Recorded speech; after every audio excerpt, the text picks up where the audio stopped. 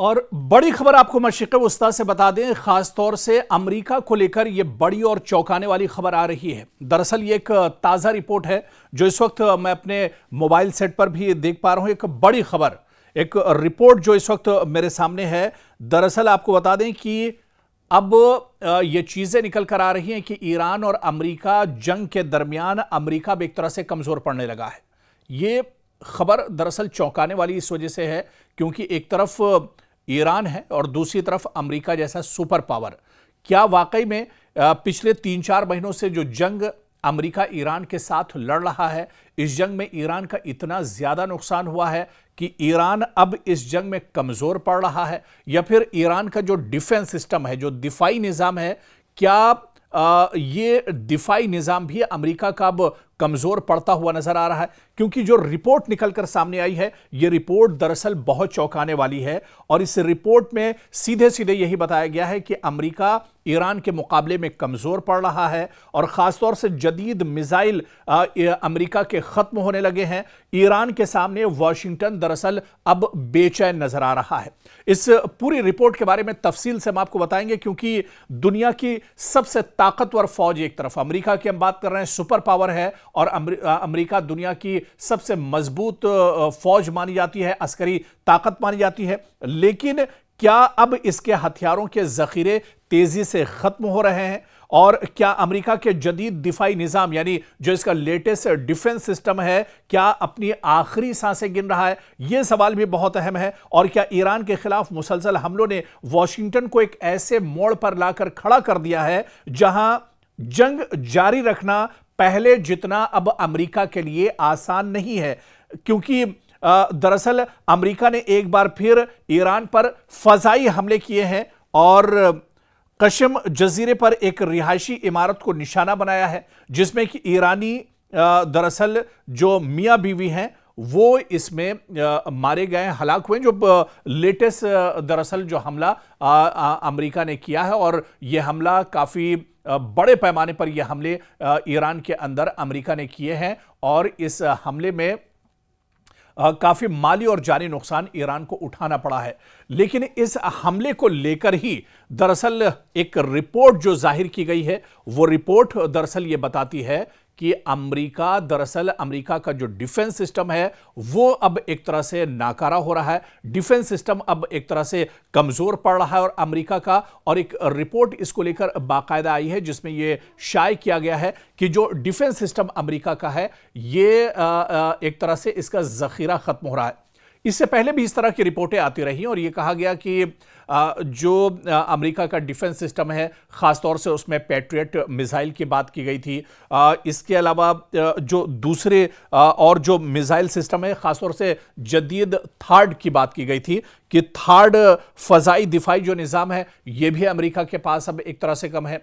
दरअसल जो समझने वाली चीज़ है इस रिपोर्ट में वो यही है कि अमेरिका को एक साथ कई महाजों पर लड़ना पड़ रहा है क्योंकि ईरान के मंशा दरअसल यही है। ईरान दरअसल अमेरिका को चारों तरफ से लपेट कर रखना चाहता है, परेशान करके रखना चाहता है। और दरअसल ईरान डायरेक्ट वॉशिंगटन या पेंटागन या न्यूयॉर्क पर हमला तो नहीं कर सकता है, बहुत ज्यादा दूरी है। लेकिन मशरिक़ वस्ता में जहां जहां अमेरिका के एयरबेस हैं, जहां पर अमेरिका के सिफारत खाने हैं, जहां पर अमेरिका के फौजी पहले से मौजूद हैं, जहां पर अमेरिका के डिफेंस सिस्टम मौजूद हैं, जहां पर अमेरिका के स्टॉक या कंट्रोल रूम्स हैं, अब इन अलग अलग पूरे मशरिक़ वस्ता में जहां पर अमेरिका के का इंफ्रास्ट्रक्चर है वहां पर ईरान एक साथ हमले कर रहा है।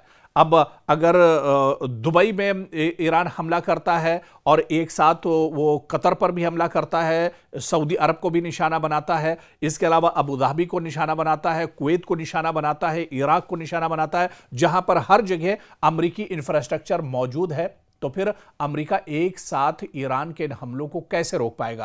अमेरिका के पास क्या वाकई में इतना डिफेंस सिस्टम मौजूद है, इतने थार्ड या पैट्रियट मिसाइल मौजूद हैं जो ईरान के ड्रोन्स और मिसाइल को रोक सकें? इसी वजह से इस रिपोर्ट में दावा किया गया है कि अब अमेरिका की दरअसल कमर टूट रही है। मशरिक़ वस्ता के उमूर के माहिरीन के मुताबिक भी अमेरिका के जदीद और इंतहाई महंगे जो दिफाई हथियारों का जखीरा है वो दरअसल तेजी से कम हो रहा है। इनमें दूर से हदफ को निशाना बनाने वाले ज्वाइंट स्टैंड ऑफ वेपन्स और जदीद थर्ड फजाई दिफाई निजाम के मिसाइल भी दरअसल शामिल है। और यह कहा जा रहा है कि अब डिफेंस सिस्टम दरअसल अमेरिका का कमजोर पड़ रहा है, और जब किसी का डिफेंस कमजोर पड़ जाए तो उसकी हार एक तरह से तय मानी जाती है, और यही कुछ इस जंग में अमेरिका के साथ हो रहा है। हालांकि एक खबर बीच में यह भी आई थी जो हमने आपके साथ शेयर की थी कि अमेरिका बड़े पैमाने पर डिफेंस सिस्टम को लेकर दिन रात काम कर रहा है,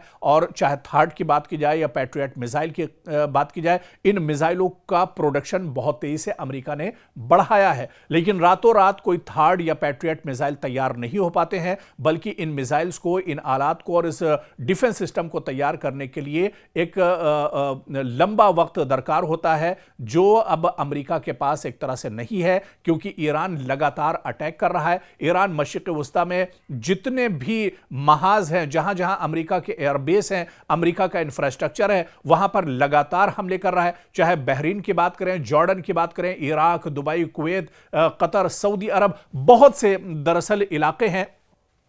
और पहले की रिपोर्ट में भी हम आपको तफसील से बता चुके हैं कि अलग अलग पूरे मशरिक़ वस्ता पर दरअसल अमेरिका का दबदबा था। अमेरिका दरअसल पूरे सऊदी और खलीजी ममालिक को सिक्योरिटी देता था। इसी वजह से अलग अलग जगहों पर, अलग अलग गल्फ के जो ममालिक थे, खलीजी ममालिक थे, वहां पर अमेरिका ने अपने एयरबेस बनाए हुए थे। लेकिन अब इन एयरबेस पर जिस तरह से ईरान हमला कर रहा है, जिस तरह से कुवैत के अंदर जो अमेरिका के फौजी थे मारे गए हैं, उसके बाद से अब अमेरिका दरअसल बेचैन है। और इसी के बाद अब जो ताज़ा रिपोर्ट आई है वो ये बताती है कि अमेरिका की इस जंग में कमर टूट रही है। अमेरिका का डिफेंस सिस्टम दरअसल कमजोर पड़ रहा है। अमेरिका के थर्ड और पैट्रियट मिसाइल का जो जखीरा है वो दरअसल तेजी से खत्म हो रहा है, और इसी वजह से अमेरिकी सदर डोनाल्ड ट्रंप के पेशानी पर दरअसल परेशानी अब बढ़ गई है, और अब वो समझ नहीं पा रहे हैं कि आगे ये लड़ाई किस तरह से जारी रखी जाए।